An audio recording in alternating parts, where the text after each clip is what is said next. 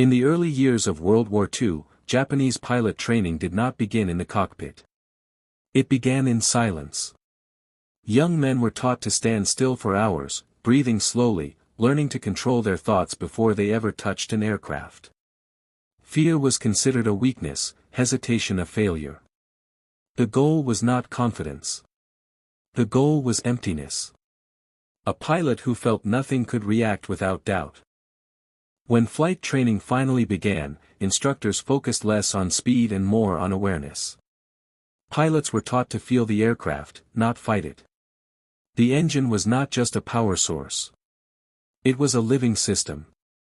They learned how sound changed before failure, how vibration warned of stress, and how pushing too hard could silently destroy the machine long before the enemy arrived. Japanese pilots trained extensively in lightweight aircraft. Armor was minimal. Protection was sacrificed for agility. This forced pilots to rely on discipline instead of safety. Every maneuver had a cost. Every second of full throttle mattered.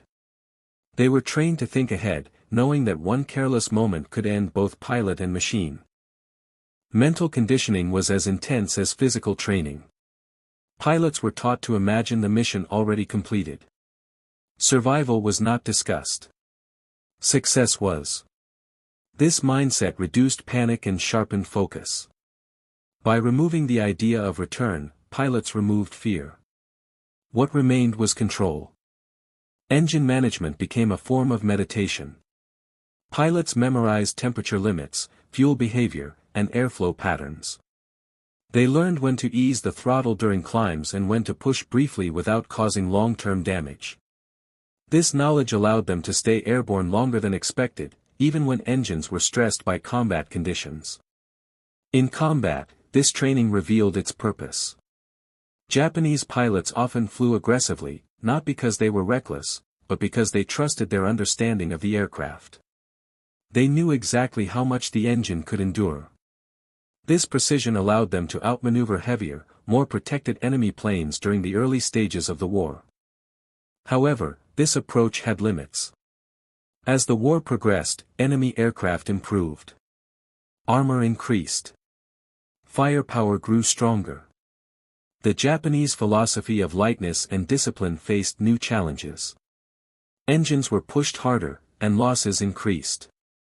Yet the training itself remained unchanged. Pilots adapted individually. Some adjusted throttle habits. Some altered climb angles. Others learned to disengage earlier. These were not official doctrines. They were personal survival instincts developed through experience. The engine became their guide, warning them when to fight and when to escape. As fuel shortages worsened, training shortened. New pilots received less time in the air. Yet the original philosophy still shaped them. Control fear. Respect the engine. Trust discipline. Even inexperienced pilots carried this mindset into battle. The legacy of Japanese pilot training is complex. It produced pilots of extreme focus and discipline. It created moments of brilliance and moments of tragedy.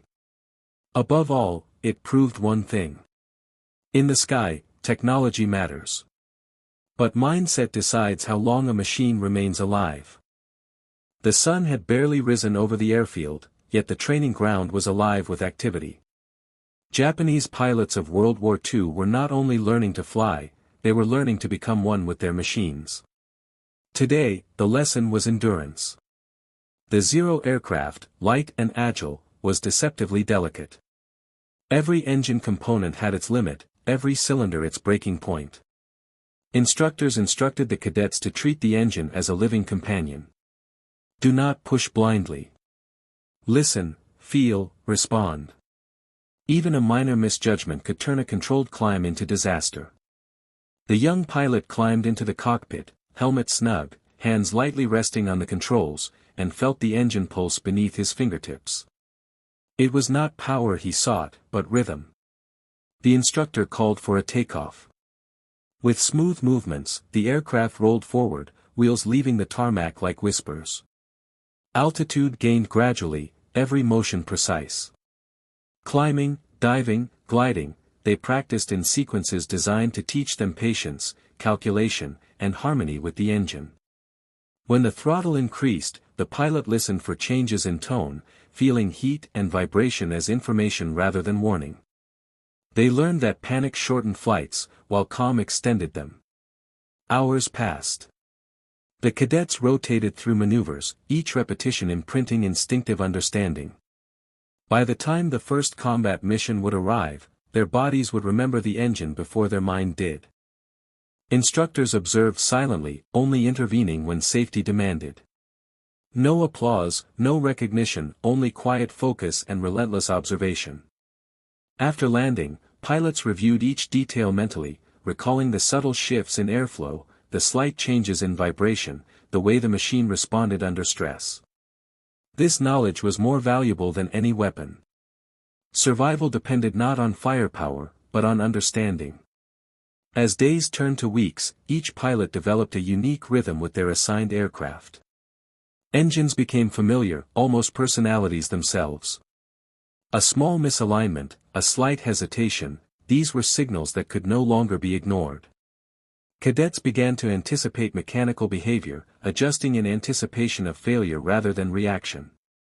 They became extensions of the machine, the Zero responding almost instinctively to the pilot's subtle commands. When instructors finally simulated engine failures during training, the cadets responded not with fear but with precise corrections. Glides were smooth, landings controlled, adjustments accurate. Each success reinforced the philosophy: the engine survives, so does the pilot. This approach produced remarkable results. By the end of the training cycle, pilots could manage aircraft in ways far beyond what a novice might imagine. The combination of mental discipline, engine empathy, and calm under pressure forged a generation of pilots capable of incredible feats. It was not courage alone that allowed them to perform, it was respect, understanding, and timing. In combat, these skills would determine life or death. Those who mastered the rhythm of the engine could survive situations that would overwhelm untrained minds. The lesson of the day was simple yet profound: in a Zero, speed and agility were nothing without the pilot's connection to the heart of the machine. Every flight, every climb, every maneuver reinforced this bond, ensuring that when the moment of truth arrived both engine and pilot would act as one. The morning mist hung low over the airfield, softening the outlines of the rows of Zero fighters parked in disciplined lines. For the Japanese pilot, training was no longer about simply controlling the aircraft, it was about anticipating its every reaction. Today, the lesson focused on extreme maneuvers at the edge of the engine's limits. The young pilot climbed into the cockpit, fingers brushing the dials, feeling the heartbeat of the engine beneath his touch. The instructors reminded them quietly, again and again, that the engine's survival was inseparable from their own. As the aircraft rolled forward on the runway, the pilot's mind was calm, each motion measured, each throttle adjustment intentional. Takeoff was smooth, almost meditative, a dance of balance and precision. Once airborne, the maneuvers began. Tight climbs, sharp dives, long glides, each designed to simulate the stress of combat. The engine would whistle, vibrate, and sometimes groan under pressure, but the pilot responded with gentle corrections rather than forceful reactions. The Zero was unforgiving. Push it too far, and it would fail; respect it, and it would perform like an extension of the pilot's body. Instructors watched silently from a nearby tower, observing each response, noting subtle signs of instinctive understanding. Over time, the cadets learned to predict how the engine would react, feeling shifts in airflow and changes in temperature as information, not threat. These were lessons beyond manuals and diagrams. This was the art of listening to metal, of moving in harmony with the machine. Hours passed, repeated climbs and glides engraving muscle memory into their bodies. When the engine was deliberately throttled down mid-flight, pilots learned to glide smoothly, managing descent without jerky corrections or panic. Landings were executed with near perfection, every inch accounted for, every vibration analyzed. After each flight, cadets recorded observations mentally, noting how the engine responded, what patterns appeared, and how they might adjust in future sorties. These small adjustments, invisible to outsiders, became the difference between life and death in combat. As the day wore on, fatigue settled in, but the pilot's connection with the aircraft strengthened. The Zero, fragile in its lightness, was treated as a partner rather than a tool. Every climb and dive reinforced the intimate bond between pilot and machine. Instructors emphasized patience, teaching the cadets that force and aggression could destroy an engine faster than any enemy bullet. Discipline, calm observation, and anticipation of mechanical behavior became the pillars of survival. This philosophy produced pilots capable of handling extreme stress, responding instinctively to engine strain, and performing maneuvers that inexperienced eyes could not comprehend.